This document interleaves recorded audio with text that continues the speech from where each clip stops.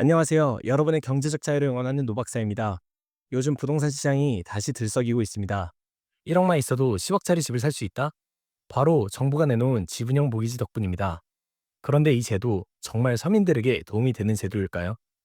오늘 영상에서는 지분형 모기지가 무엇인지, 그리고 이 제도를 도입함에 따라 어떤 위기에 직면할 수 있는지 자세히 알아보겠습니다. 우선 지분형 모기지란 정부와 개인이 집을 공동으로 매입한다는 개념이죠. 이를 통해 일반 서민도 내 집 마련을 쉽게 할 수 있게 돕겠다는 취지입니다. 지분형 모기지가 나오게 된 배경이 뭘까요? 지난 4월 3일 부동산 신용 집중 개선을 위한 정책을 논의하는 컨퍼런스에 우리나라 경제를 이끄는 한국은행, 금융위원회, 그리고 금융감독원 세 곳의 수장들이 한자리에 모여 지분형 모기지 제도 도입으로 우리나라 부동산 대출에 대한 연끌 문제를 잡아내겠다라고 얘기했습니다. 이번 컨퍼런스의 골자는 부동산 시중 집중에 대한 문제점이었습니다.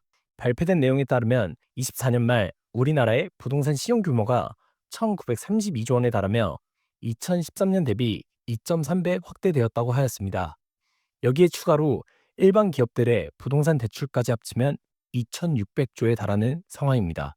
이번 컨퍼런스에서는 가계부채에서 전세대출을 중심으로 기업 부문은 부동산업 대출을 중심으로 이 증가세가 확대되고 있으며 가계대출 및 부동산업과 건설업에 대한 기업대출 역시 타 국가와 비교했을 때 GDP 대비 대출 비중이 크게 증가하며 금융 안정성이 저해되고 기업의 경쟁력이 악화될 것이라고 얘기했습니다.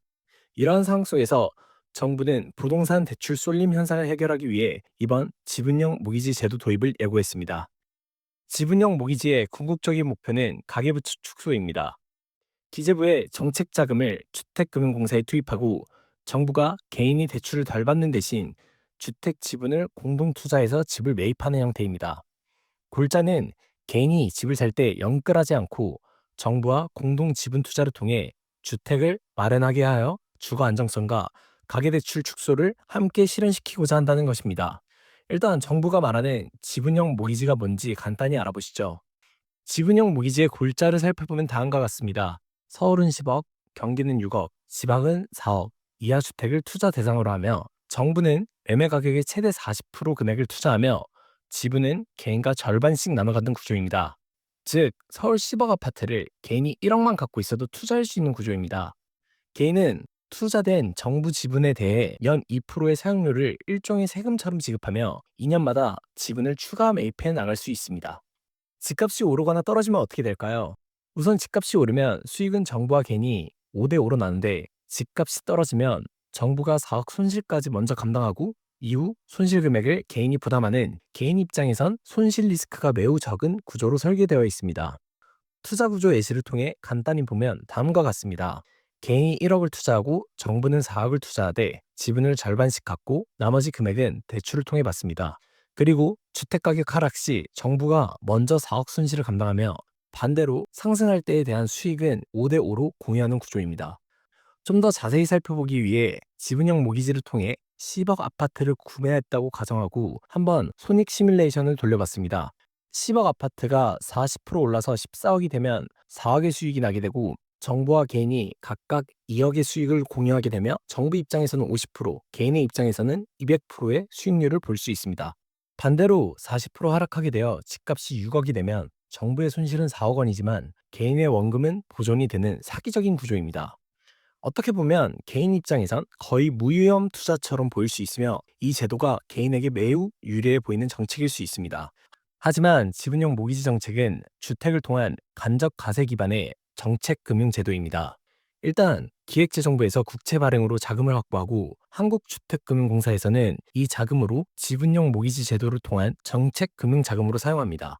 개인은 은행에 이자를 내고 주택금융공사에는 지분 이용료라는 일종의 세금을 내게 됩니다. 동시에 취득세, 부동산세 및 양도소득세에 대한 세금을 국세청에 납부하게 되어 정부는 세수가 증가하게 되고 기획재정부는 또 다시 이렇게 늘어난 수입으로 공적 지출을 하게 되는 거죠. 즉, 정부는 세수 확보와 국민의 자산 형성을 동시에 달성한다는 취지인데요. 어떻게 보면 선순환 구조가 만들어지는 것처럼 보입니다. 근데 이러한 구조가 성립이 될 수 있을까요? 사실 지분형 모기지 선순환 구조는 일종의 환상입니다. 이 선순환 구조는 집값이 상승하거나 최소한 유지된다는 가정하에만 성립됩니다. 만약 집값이 하락하는 순간이 오면 이 선순환은 바로 무너지게 됩니다. 예를 들어 10억짜리 집을 개인이 1억을 들고 정부와 공동 투자해서 샀다고 가정해 봅시다. 이후에 시장 가격이 8억에서 9억으로 하락해도 개인은 손해를 보지 않습니다. 왜냐하면 손실은 정부가 4억까지 먼저 부담하기 때문입니다. 즉, 6억까지 팔아도 개인은 손해를 보지 않습니다. 만약 집값이 더 떨어질 것 같다는 분위기가 형성되면 사람들은 손실을 회피하기 위해 더 싸게라도 팔고 원금 1억만 회수하려고 할 겁니다. 즉, 누가 먼저 던지느냐의 싸움이 되어버릴 가능성이 높은 거죠. 원래의 하락장에서는 사람들은 손실이 확정되길 꺼려합니다. 이런 심리를 손실 회피 성향이라고 합니다. 사람은 같은 크기의 이익보다 손실에서 더 큰 고통을 느끼기 때문에 손실을 확정짓는 행동, 예를 들어서 매도하는 것을 꺼린다는 것입니다. 하지만 지분형 모기지는 손실의 40%까지 정부가 부담하고 개인은 손실이 40% 초과하지 않는 한 원금이 보전되는 구조입니다. 이로 인해 무조건 빨리 팔고 원금만 챙기자라는 군중 심리가 작동하면서 시장 전반에 공포 심리와 함께 패닉셀이 발생하게 됩니다. 결과적으로 시장은 순식간에 붕괴되고 정부가 투입한 공적 자금은 고스란히 손실을 보게 됩니다. 이렇듯이 지분형 모기지 제도는 하락장의 치명적인 구조적 취약성을 드러냅니다. 이런 부작용 외에도 이 제도가 도입되면 시장엔 치명적 문제가 발생할 것이 분명합니다. 일단 중하급지 아파트 가격 상승을 부추기게 될 것이고 상급지 아파트도 덩달아게 오르게 되는 버블 형성과 자산 양극화 문제는 더욱 심화될 것입니다. 또한 이 정책금융의 원천은 국민의 세금입니다. 말 그대로 내가 낸 세금으로 아파트를 정부가 공동으로 투자하는 그림이 됩니다. 자산 가격 상승에 따른 인플레 효과는 국가 성장 동력의 원천이 아닙니다. 오히려 국민 세금과 지출 부담만 커지게 되는 구조이며 가격 하락 시 투입된 자금이 증발되어 정책 금융의 원천인 국민 세금만 낭비될 뿐만 아니라 국가 부채 급증의 원인이 됩니다.